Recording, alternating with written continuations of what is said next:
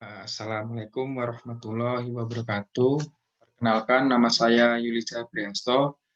Eh, Di video kali ini saya akan mereview buku dengan judul Arbitrase Nasional, Alternatif Penyelesaian Sengketa Bisnis yang ditulis oleh Munir Fuadi SHMH LLM. Seperti ini bukunya. Baik, jadi di dalam buku tersebut banyak sub-sub bab terkait dengan arbitrase itu tersendiri atau penyelesaian sengketa bisnis. Terdapat 13 bab dan 2 lampiran. Langsung saja saya akan berbicara mengenai yang terkait arbitrase. Di sini banyak pendefinisian tokoh-tokoh yang mendefinisikan pengertian arbitrase. Saya ambil contoh menurut Harharab M. Yahya, arbitrase merupakan salah satu bentuk metode penyelesaian sengketa. Sengketa yang harus diselesaikan tersebut berasal dari sengketa atas sebuah kontrak dalam bentuk sebagai berikut. Yang pertama itu perbedaan penafsiran, yang kedua pelanggaran perjanjian, yang ketiga pengakhiran kontrak, dan yang keempat itu klaim mengenai ganti rugi atas suatu prestasi atau perbuatan atau melawan hukum.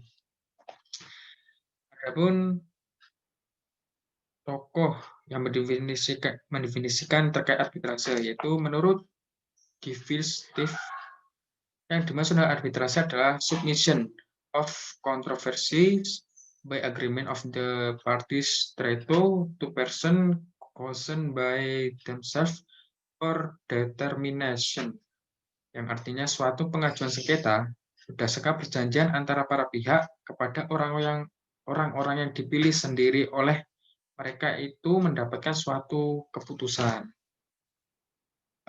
Kemudian, menurut Undang-Undang Arbitrase Nomor 30 Tahun 1999, yang dimaksud dengan arbitrase adalah cara penyelesaian suatu sengketa perdata di luar peradilan umum yang didasarkan pada perjanjian arbitrase yang dibuat secara tertulis oleh para pihak yang bersengketa.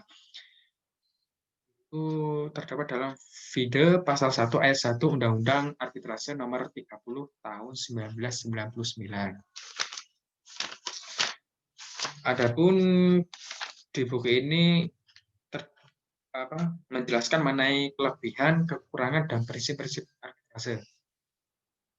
Di sini saya akan menjelaskan mengenai prinsip arbitrase itu tersendiri. Prinsip arbitrase itu tersendiri itu yang pertama efisien. Dibandingkan dengan penyelesaian sengketa melalui badan-badan peradilan umum, penyelesaian sengketa lewat arbitrase lebih efisien, yakni efisien dalam hubungannya dengan waktu dan budaya. Yang kedua, aksesibilitas.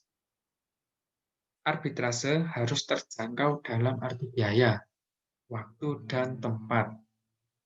Proteksi hak para pihak, terutama pihak yang tidak mampu, misalnya untuk mendatangkan saksi ahli atau untuk menyewa pengacara terkenal, harus mendapatkan perlindungan yang wajar. Yang keempat, final and binding. Keputusan arbitrase haruslah final and binding, kecuali memang para pihak tidak menghendaki demikian atau jika ada alasan-alasan yang berhubungan dengan due process. Yang kelima, fair and just, tepat dan adil sengketa, sifat sengketa, dan sebagainya. Yang keenam, sesuai dengan sense of justice dari masyarakat. Dengan demikian akan lebih terjamin unsur deterrent dari si pelanggar dan sengketa akan dapat dicegah. Yang terakhir itu kredibilitas. Jadi para arbiter dan badan arbitrase yang bersangkutan haruslah orang-orang yang diakui kredibilitasnya, sehingga keputusannya akan lebih dihormati. Terus, adapun kelebihan-kelebihan arbitrase. Jadi dibandingkan dengan pengadaan konvensional, maka arbitrase mempunyai kelebihan atau keuntungan. Antara lain, yang pertama itu prosedur tidak berbelit dan keputusan dapat dicapai dalam waktu relatif singkat. Yang kedua, biaya lebih murah. Yang ketiga, dapat dihindari ekspos dari keputusan di depan umum. Yang keempat, Hukum terhadap prosedur dan pembuktian lebih rileks. Yang kelima, para pihak dapat memilih hukum mana yang akan diberlakukan oleh arbitrase. Yang keenam, para pihak dapat memilih sendiri para arbiter. Yang ketujuh, dapat dipilih para arbiter dari kalangan ahli dalam bidangnya. Yang kedelapan, keputusannya dapat lebih terkait dengan situasi dan kondisi. Yang kesembilan, keputusannya umumnya final and binding, atau tanpa harus naik banding ataupun kasasi. Yang kesepuluh, keputusan arbitrase umumnya dapat diberlakukan dan dieksekusi oleh pengadilan dengan sedikit atau tanpa review sama sekali. Yang terakhir itu menutup kemungkinan untuk dilakukan forum shopping. Adapun kekurangan-kekurangan arbitrase.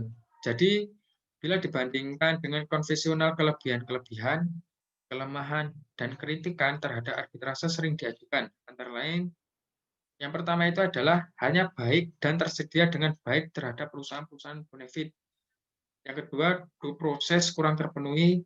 Yang ketiga, kurangnya unsur finality. Yang keempat, kurangnya power untuk menggiring para pihak ke statement. Kelima, kurangnya power untuk menghadirkan barang bukti, saksi, dan lain-lain. Yang keenam, kurangnya power untuk hal law enforcement dan eksekusi keputusan. Yang ketujuh, dapat menyembunyikan dispute dari public scrutiny. Yang kedelapan, tidak dapat menghasilkan solusi yang bersifat preventif. Yang kesembilan, kemungkinan timbulnya keputusan yang saling bertentangan satu sama lain karena tidak ada sistem preseden terhadap keputusan sebelumnya, dan juga karena unsur fleksibilitas dari arbiter. Karena itu, keputusan arbitrase tidak prediktif. Dan yang terakhir itu, berakibat semakin tinggi rasa permusuhan kepada pengadilan. Itu saja review buku yang saya berikan terhadap buku Arbitrase Nasional yang ditulis oleh Munir Fuadi, SHMH, LLM. Apabila dari review tersebut banyak kata-kata yang salah, mohon dimaafkan. Sekian dari saya. Wassalamualaikum warahmatullahi wabarakatuh.